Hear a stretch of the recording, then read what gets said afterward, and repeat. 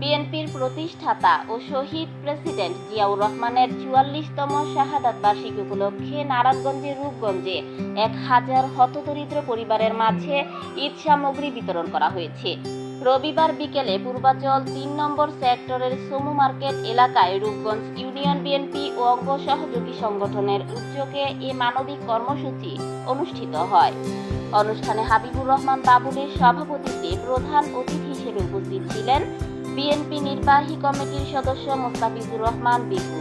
এ সময় আরও উপস্থিত ছিলেন নারায়ণগঞ্জ জেলা বিএনপির সাবেক সাধারণ সম্পাদক গোলাম ফারুক খোকন, থানা বিএনপির সভাপতি অ্যাডভোকেট মাহফুজুর রহমান হুমায়ুন, সাধারণ সম্পাদক বাসিরউদ্দিন বাচ্চু, জেলা আহ্বায়ক কমিটির সদস্য নুরনবী ভুইয়া, জেলা ছাত্রদলের সাবেক সভাপতি নাহিদ ভুইয়া, ইউনিয়ন বিএনপির সাধারণ সম্পাদক জিন্নাত আলী, সাংগঠনিক সম্পাদক সালাউদ্দিন মোল্লা, থানা বিএনপির কোষাধ্যক্ষ শামীম, অ্যাডভোকেট আলম খান, রফিক ভুইয়া, রাসেল ভুইয়া, সুজন, মিজান, শামীম সহ আরো অনেকে। ঈদকে সামনে রেখে অসহায় মানুষের মুখে হাসি ফোটাতে চাল, ডাল, তেল, সেমাই, চিনি ও অন্যান্য নিত্য প্রয়োজনীয় সামগ্রী বিতরণ করা হয়।